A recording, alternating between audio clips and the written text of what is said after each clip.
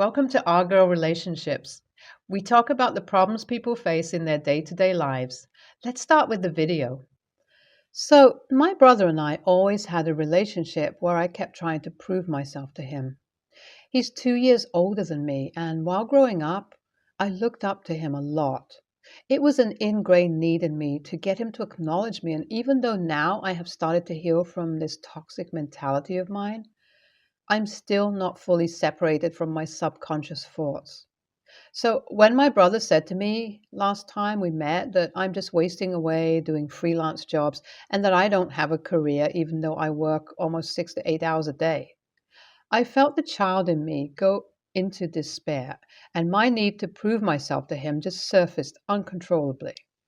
So I came back home that day and was looking for something that I could show him to prove to him that a freelancing writing job is also a career path that could get me success. I've always been proud of what I do and the way I live, but for some reason, him not acknowledging the value of my way of living just sent me into a spiral. I spent weeks going about life after that day and still trying to think of something that I could show him that would serve as a proof that this career path is rewarding and could get me success. Fortunately, a deal I was working on went through, and I signed up to publish my own book. So I work as a freelancer and mainly take editing, translation, and article writing jobs. But on the side, I used to write fiction on a platform. At first, my stories didn't gain enough interaction, so I had to research the genres that were most engaging. When I found out the highest interaction is of erotic genre, I started writing erotic fiction stories, and one of the agencies that is linked with the platform contacted me to see if I was interested in publishing my own book in that genre. I knew it was an easy way to make money as it sells, and because I enjoyed writing it was a win-win deal for me. I replied to them immediately asking for more information, and the talks started. After a lot of negotiation on both sides, I finally signed the deal last week, and now I'll be publishing two books with them. The first one is a compilation of all my stories in paperback format, and the other one is a long novella I have worked on. I was thrilled to get the deal and wanted to show my brother this as an achievement so he could acknowledge how rewarding my career path could be. I met my brother on Saturday and showed him the email regarding the book deal. When he read through it, he looked a little shocked, but nonetheless, he didn't say anything negative. He only said that it's a good thing that I'm finally doing something that's not a waste of time and would actually get me to earn some real money.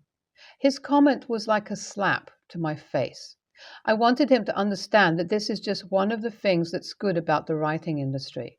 There are a lot of jobs that pay, and that my choice of career path isn't something he should look down on. His indifference was hurtful and like a dagger to my chest. I left soon after it, unable to listen to his condescending words anymore. I was in a really troubled state of mind for a while because of what he said, and I had to remind myself that his acknowledgement isn't what decides my value. I had to remind myself of all the words my therapist said to me and relearn how to detach my subconscious need for approval from conscious thoughts. It took a while, but what helped was the anger that I felt from my brother's words. He is an absolute ass to judge what I do for a living as insignificant and has no right to pass his opinions as facts. I hated him for criticizing me instead of supporting me, and when I finally thought I was trying to move forward and ignore his words, he did something even more terrible. Yesterday evening, I opened the door to find my brother and my parents at my doorstep. It was a very unpleasant surprise as I had plans for the evening and had to cancel them. I asked my parents why didn't they call before dropping by and if something had happened that they had to come here urgently. But instead of my parents, my brother was the one who answered. He said that he was the one who invited them because of what I've been doing with my life. Now, I was really pissed off.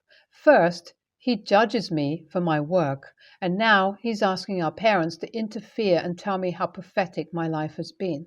This was really getting out of hand, but before I could say anything, my brother continued and said that I need to stop what I'm doing because my work is bringing shame to the family and insulting our family values. I couldn't say anything except what? Because what in the heck was he talking about? How am I insulting anyone? But he continued and said that he saw the email and it clearly mentioned that I have to write stories that are inappropriate and humiliating, and if I have agreed to do such shameful work, then I needed an intervention. That's when I caught on to what he was saying. My parents were also weighing in and told me that they hadn't raised me to be like this and I should not write about something that should be a private thing. But I just laughed because it was a big misunderstanding. Instead of trying to explain to them anything, I just got up and grabbed my laptop. I opened the platform where I had posted my stories and asked my dad to read any of the posts he'd like. I told him if it's something that he doesn't approve of, I'll stop. Joke's on my brother because the erotic fiction I write isn't explicit. I never once described a full on adult activity, and there's only one or two steamy scenes that wouldn't even be considered R rated if they weren't posted under erotic fiction category. It was just the genre I was using because people searched for it, and when they read my work, they followed me even though it wasn't explicitly erotic. Also, that was the reason for so many negotiations in my deal, because I had to tell them I wouldn't write a pure erotic novel. When my father went through my work, he asked me what my brother was saying about a deal. When I told him the full story and the money they had offered me, his reaction took a completely 180-degree turn. Instead of criticizing me anymore, my parents went off on my brother and told him off for not minding his business and wasting everyone's time. Every mistake from his past was brought up, and I just sat back and enjoyed the show for an hour. Does that make me an a-hole? Should I have interfered and not let them go off on my brother?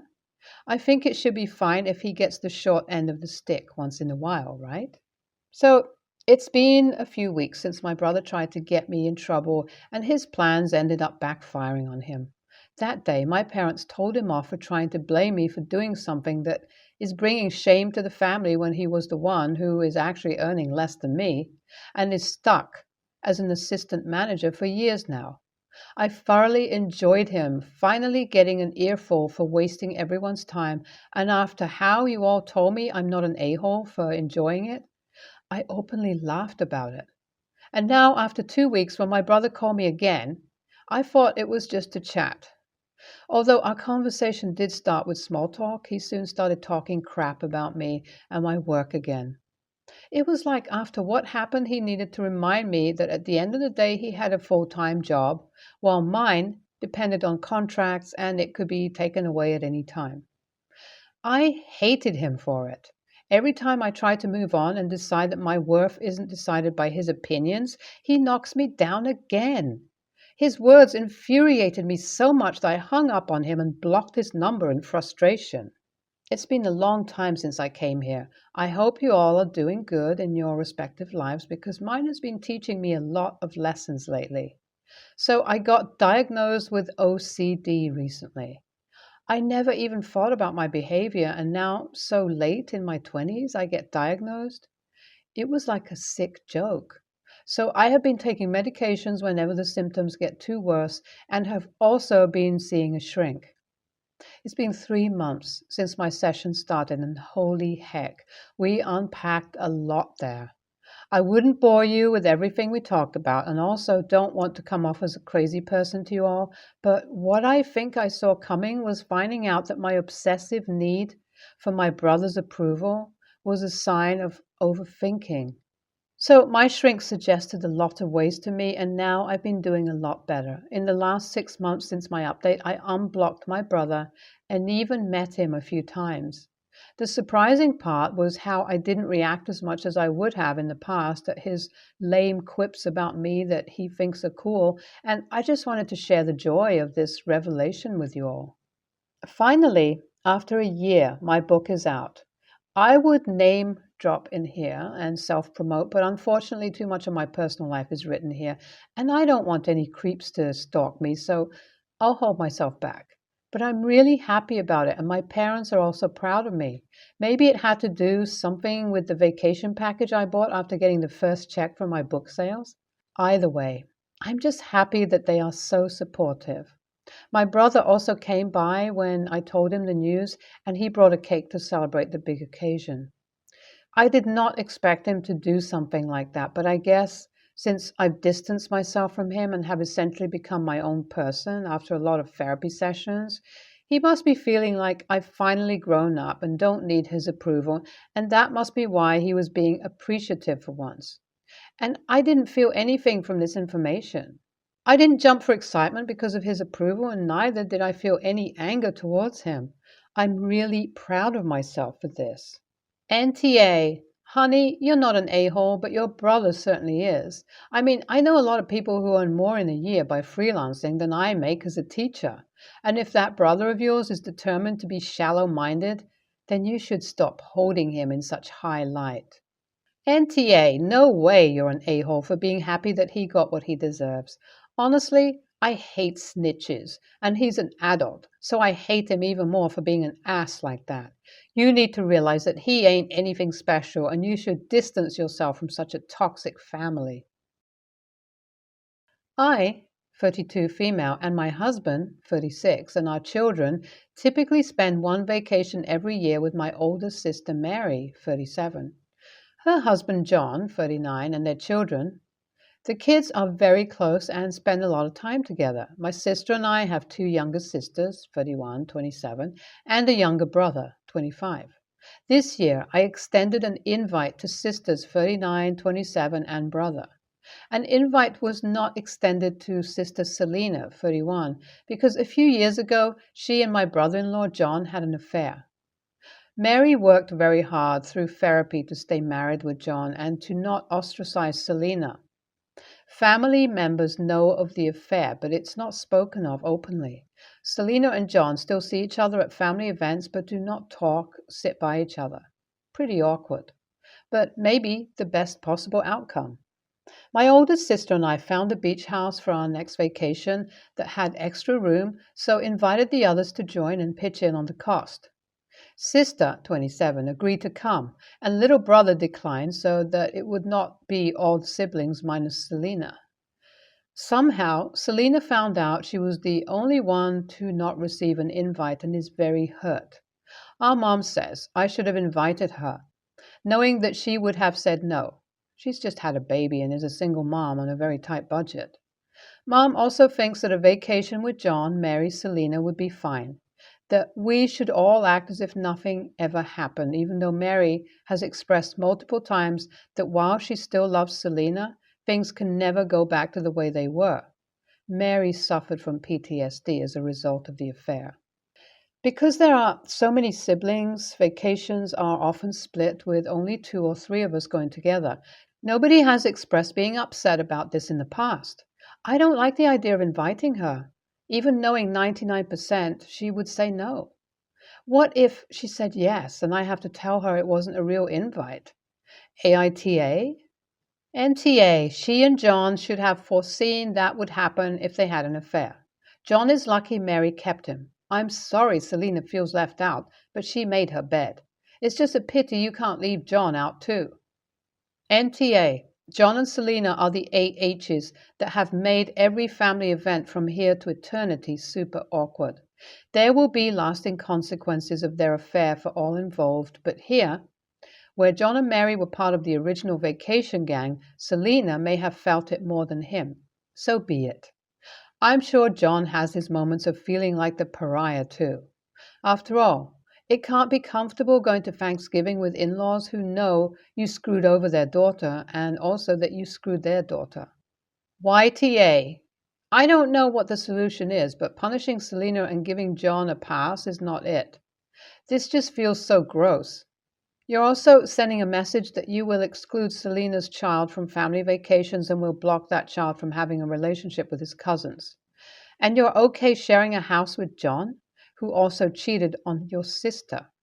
I think the disconnect is that you're now willing to punish and exclude Selena's child to prioritize John. That makes you an a-hole.